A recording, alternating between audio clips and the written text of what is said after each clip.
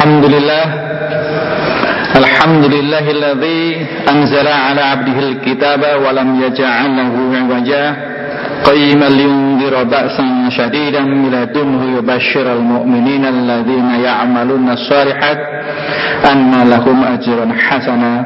Masyarul muslimin rahimakumullah. Beberapa hari yang lalu saya mendapati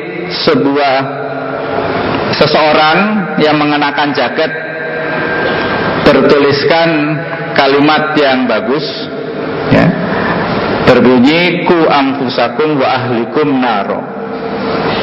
Ada terjemahannya, selamatkan dirimu dan keluargamu, atau jagalah dirimu dan keluargamu dari api neraka.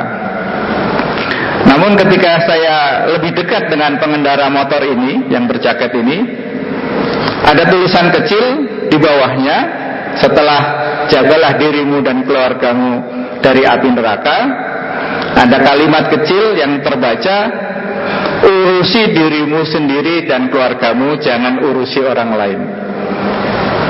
Setelah kalimat yang saya anggap bagus ini, saya menganggap kalimat yang kedua ini bermasalah. Kenapa? Karena mengurusi orang lain yang bukan urusan kita, pada dasarnya adalah mengurusi kita diri sendiri. Pada dasarnya adalah menjaga diri kita sendiri. Kenapa demikian? Saya ingin memberikan satu contoh yang sederhana saja. Misalnya soal pakaian. Pakaian seorang wanita. Apakah seorang wanita yang berpakaian rapi dan sopan, atau kalau muslimah berpakaian jilbab syar'i, akan serta-merta selamat dari pelecehan seksual atau perkosaan? Insya Allah ya. Dan sebaliknya, apakah seorang yang berpakaian seksi atau seronok pasti menjadi korban perkosaan? Wallahu alam ya. Nah, bagi seorang muslim tentu tidak akan menjadi perdebatan. Karena apa? Setiap perintah Allah, terutama pakaian, makanan, akhlak dan sebagainya, itu sifatnya tauqifiyah. Bahasa kita pasrah bongkoan. Dari sana sudah seperti itu. Kalau disuruh menutup aurat, tidak usah ditanya apakah ini bisa selamat atau tidak, kita laksanakan ya. Tapi rupanya di barat sana kaum feminis membahas hal-hal seperti ini. Bahkan ada sebuah survei, sebuah penelitian yang masuk dalam Journal of Gender Law and Policy ya, tahun 2007 surveinya, volume ke-14 halaman 125. Seorang bernama Teresa Bender menampilkan sebuah tulisan di dalam jurnal tersebut yang merupakan hasil survei dia, ya, judulnya Sexy Dressing Revisited, Does Target Dress Play a Part in Sexual Harassment Cases? Ya. Apakah pakaian dari korban pelecehan seksual ini berperan dengan adanya sexual harassment ini atau pelecehan seksual? Nah, hasil penelitian ini ternyata mengatakan sexual harassment is about power. Ya, jadi cara berpakaian si korban tidak berpengaruh secara signifikan terhadap adanya perkosaan. Ini menurut survei orang Barat, ya, karena si pemerkosa ini mencari tanda-tanda seorang wanita yang mempunyai sikap passiveness. Di sini disebut passiveness, ya, vulnerability, submissiveness, yang kira-kira artinya sama, yaitu orang yang lemah, pasrah dan tidak berdaya. Jadi menurut survei ini, ya, rata-rata wanita yang berpakaian seksi itu orangnya asertif, pede, penuh percaya diri, sehingga laki-laki merasa wah wanita ini sulit ditaklukkan. Ya. Dalam beberapa kasus disebutkan jika wanita itu meladeni dari godaan dari laki-laki hidung belang itu, maka bisa terjadi, ya. Tapi terjadinya adalah akibat dari wanita tersebut yang menggoda. Ya, jadi di sini menurut survei ini terjadinya sexual harassment, adanya sikap pasif atau ketidakberdayaan wanita, ya, selain itu ada sikap agresifness atau sikap agresif dari seorang laki-laki hidung berang, ya. Makanya ada, katakanlah ada skenario seperti ini, ada seorang wanita berpakaian seksi, ya. Kemudian ada seorang laki-laki yang terangsang, ya. Tapi wanita yang berpakaian seksi ini orangnya tegas, sehingga laki-laki yang sudah terlanjur terangsang tadi akan mencari wanita yang pasrah, yang tidak berdaya apapun pakaian dia, gitu.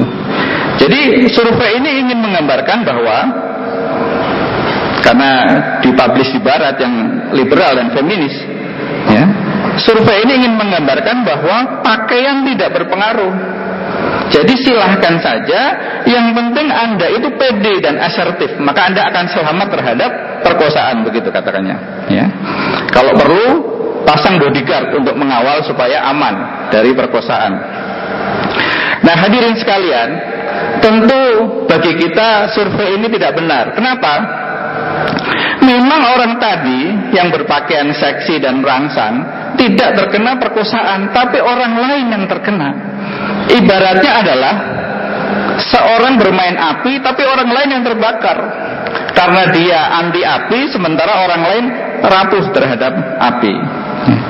Maka dengan kasus seperti ini, kalau kita tidak mengurusi orang lain, maka bisa jadi kita menjadi korban. Bisa jadi anak istri kita, na'udzubillah, menjadi korban daripada tingkah laku orang lain. Makanya mengurusi orang lain itu termasuk menjaga diri kita dan keluarga kita, sebagaimana yang tertulis tadi di dalam surat At-Tahrim ayat 6 yang tadi dibacakan, ya ayyuhalladzina amanu qu anfusakum wa ahlikum naro. Wahai orang-orang yang beriman, jagalah dirimu dan keluargamu dari api neraka. Lalu bagaimana dengan masalah privasi? Ya, seorang boleh saja berpakaian sesuai dengan keinginannya menurut orang-orang tersebut. Nah, disinilah perlunya satu konsep yang harus kita pahami dari ajaran kita, yaitu agama Islam. Dalam Islamic worldview, ya, ada paling tidak dua konsep. Yang pertama adalah konsep pendidikan. Dalam Islam, kita diajarkan untuk menjadi orang yang baik. Menurut Syekh Muhammad Naqib Al-Atas dalam bukunya The Aims of Islamic Education, ya, yang terbit tahun 1980-an, dia mengatakan tujuan dari pendidikan dalam Islam adalah to be a good man, not to be a good citizen. Di Barat, kita diajarkan untuk menjadi orang yang patuh terhadap aturan, ya, atau bahasanya to be a good citizen, menjadi warga negara yang baik. Contohnya seperti ini. Misalnya kita mengendara mobil sambil mabuk, itu langsung disetop polisi, ya, dan kemudian suruh keluar, dihukum, ya. Jadi kalau seorang itu mabuk kemudian mengganggu orang lain, itu dia baru merupakan warga negara yang tidak baik. Dia akan baik kalau misalnya mabuk ya di dalam kamar sendirian atau di tempat-tempat yang memang khusus untuk mabuk, sehingga tidak mengganggu orang lain. Sementara dalam Islam, mau mengganggu atau tidak mengganggu, yang namanya minum minuman beralkohol atau khamr itu haram. Jadi seorang yang baik, a good man, sudah pasti akan menjadi good citizen. Tapi seorang yang good citizen belum tentu dia sebagai a good man, orang yang baik, ya. Di luar negeri mungkin biasa laki perempuan ciuman di tempat umum, itu bukan hal yang melanggar aturan, ya. Tapi lama-lama kalau ada orang yang menonton makin lama makin banyak, kemudian lalu lintas di sekitar itu menjadi macet, maka orang ini ditangkap karena mengganggu lalu lintas. Dalam Islam, mau mengganggu atau tidak mengganggu, ya, berciuman di tempat umum, apalagi yang ya sudah pasti kalau tempat umum bukan pasangan yang sah, ya, itu haram, ya. Konsep kedua adalah yang tidak terdapat di peradaban Barat yang liberal, adalah konsep al-amru bil ma'ruf wa nahyi 'anil munkar, atau yang kita sering kenal dengan amar ma'ruf nahi munkar. Ayat-ayat Al-Quran banyak sekali yang mengatakan atau memerintahkan seorang muslim, kita semua termasuk yang hadir di sini, untuk melakukan amar ma'ruf nahi mungkar, yaitu memerintahkan yang baik dan mencegah yang buruk. Ciri-ciri a good man tadi adalah orang tadi menyuruh diri kita sendiri dan orang lain untuk mengerjakan kebaikan dan mencegah diri kita dan juga orang lain terhadap kejahatan. Ya, seperti yang awal kami bacakan tadi, Allah banyak berfirman, di antaranya adalah dalam surat Ali Imran ayat 110, A'udzubillahi minasyaitonirrajim, kuntum khaira umat. Kita ini diberikan predikat oleh Allah sebagai umat yang terbaik. Kuntum khairu umat ukhrijat linnas, yang dikeluarkan di antara manusia. Jadi kita orang Islam itu sebetulnya orang yang terbaik. Tapi terbaik itu terbaik apa? Apakah terbaik pinter-pinter, pandai-pandai, peraih hadiah Nobel, cakep, good looking, ya, kaya-kaya dan sebagainya? Ternyata Allah memberikan predikatnya tidak seperti itu. Kita disebut baik, disebut the best, ya, jika ta'muruna bil ma'ruf wa tanhauna 'anil munkar. Jika kita melaksanakan amar ma'ruf nahi munkar.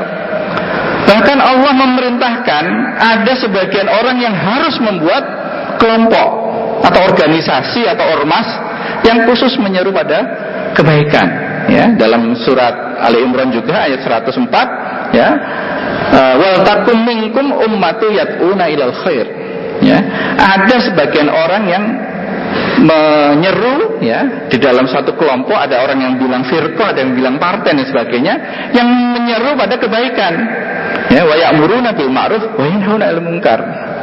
Dan disinilah banyak kita dapati, ya, seperti surat yang kita sering baca dalam wal asri, kita diminta, ya, untuk menjadi orang yang beruntung itu, yang tidak merugi, yaitu orang yang tasawuf bil haq wa bisabr, bil haq wal sabri, orang yang selalu saling menasihati dengan kebaikan dan dengan kesabaran, ya. Bahkan Allah memberikan cara-cara, ya, dalam memberikan nasihat tersebut, ya. Dalam surat An-Nahl 125 Allah berfirman, A'udzubillahi minasyaitonirrajim, ud'u ila sabili rabbika bil hikmah wal mau'izatil hasanah wajadilhum billati hiya ahsan. Ya, serulah orang-orang itu dengan amar ma'ruf nahi munkar itu bil hikmah, dengan hikmah. Apa itu hikmah? Dalam tafsir disebutkan kalimat yang tegas dan benar yang bisa membedakan antara yang hak dan batil. Ya, wal mau'izatil hasanah, dan berilah pelajaran yang baik. Wajadilhum billati hiya ahsan, dan berdebatlah, berikan argumen, ya, dalil-dalil yang baik kepada orang yang belum mengerti. Ya, dalam hadis tadi disebutkan, man ra'a minkum munkaran, barang siapa di antara kalian, siapa saja termasuk kita, ya, tidak ustaz, tidak polisi, tidak satpam, yang melihat kemungkaran, falyughayyir biyadihi, maka ubahlah dengan tangan. Maksudnya dengan kekuasaan. Kalau kita pimpinan melihat ketidakbenaran, melihat kemaksiatan, ya kita bereskan, karena kita pimpinan, kita punya kekuasaan di sini. Ya, fa'ilam yastati, apabila tidak mampu, karena mungkin kondisi kita, mungkin kita punya rasa takut, bisa nih, ya diomongin saja, Mas jangan seperti itu, Dek jangan seperti itu, ya. Fa'ilam yastati fabiqalbi, kalau tidak mampu karena keterbatasan kita, sudah dengan hati kita. Tapi kata Rasulullah, zalika at'aful iman, yang seperti itu selemah-lemahnya iman, ya.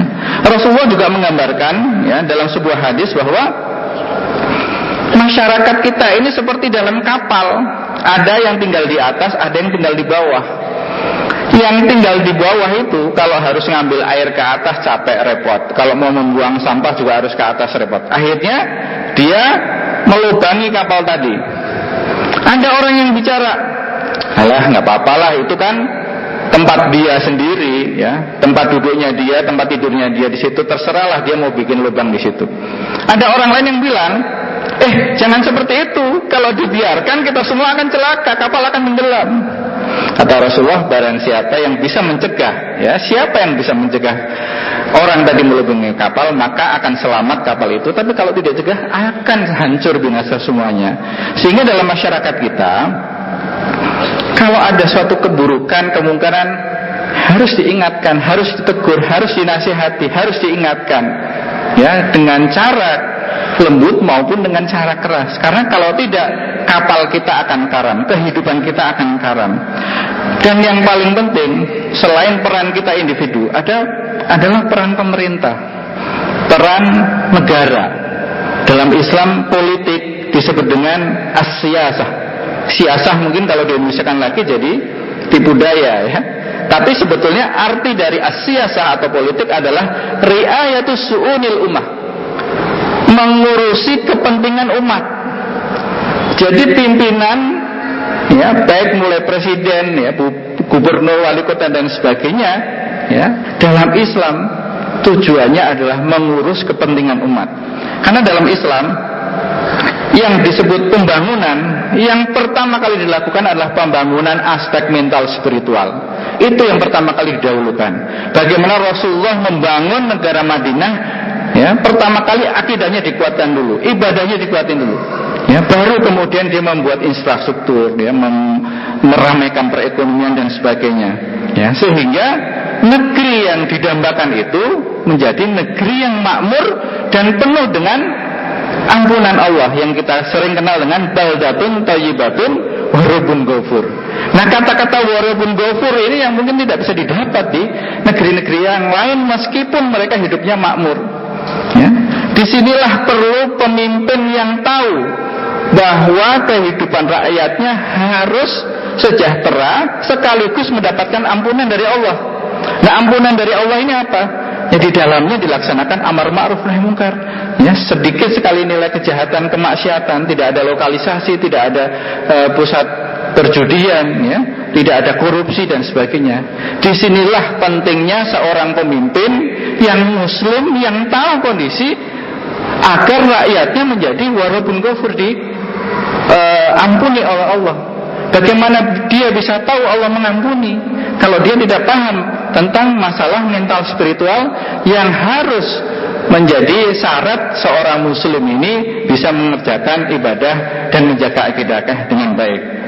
Ya, barakallahu wa lakum fil Qur'anil Karim wa nafa'ani wa iyyakum bima fihi minal ayati wa dzikril hakim. Aqulu qawli hadza fastaghfirullahal azim li wa lakum wa lisairil muslimin wal muslimat wastaghfiruhu innahu wal ghafurur rahim.